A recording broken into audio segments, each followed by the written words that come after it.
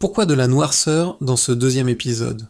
Lorsque Goya s'installe à la Quinta del Sordo, il n'est plus le peintre des rois, ni même le témoin officiel d'une Espagne en crise. C'est un vieil homme sourd, affaibli, presque retiré du monde. Mais derrière les murs de cette maison, une force créatrice, sombre et puissante, continue de brûler.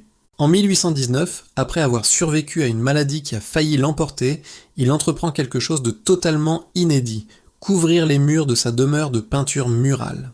Personne ne les lui a commandés, personne ne les verra de son vivant. C'est un geste intime, presque secret.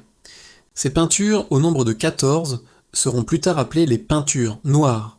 Et pour cause, tout y est obscur, inquiétant, presque cauchemardesque.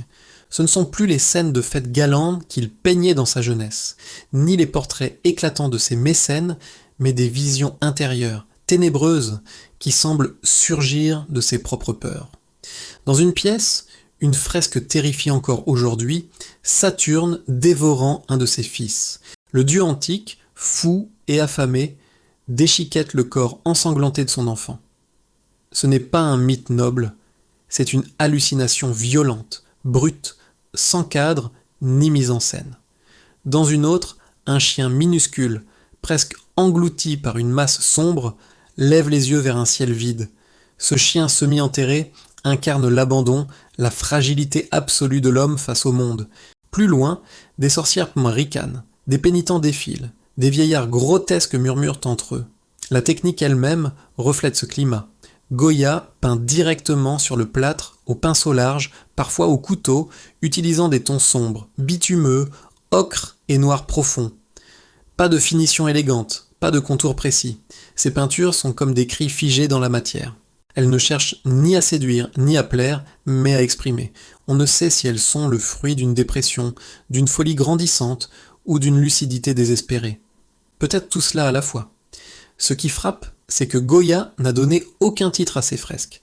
Les noms que nous utilisons aujourd'hui ont été ajoutés plus tard par les historiens, comme si lui-même ne cherchait pas à expliquer.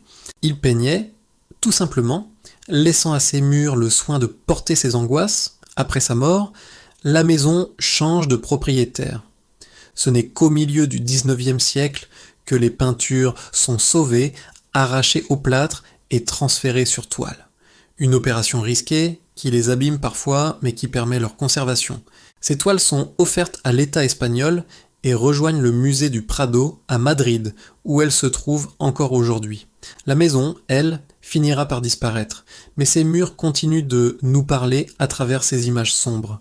Dans ces dernières années, Goya quitte l'Espagne et s'exile à Bordeaux. Là encore, il dessine, il grave, il observe, jusqu'à sa mort en 1828, à l'âge de 82 ans. Il meurt loin de sa patrie, isolé, mais sans avoir jamais cessé de créer. L'héritage de Goya est immense. Peintre de cour et critique acide, chroniqueur de la guerre et visionnaire des cauchemars humains, il a traversé les époques comme un témoin impitoyable. Ses peintures noires, en particulier, résonnent encore aujourd'hui comme une confession brute, sans phare, d'un homme qui ose regarder l'ombre en face. Goya a pas seulement peint des rois et des batailles, il a ouvert une porte nouvelle, celle de l'art moderne. En refusant la complaisance, en osant montrer la folie, la peur, la violence et la solitude, il a inspiré des générations d'artistes après lui, de Picasso à Bacon.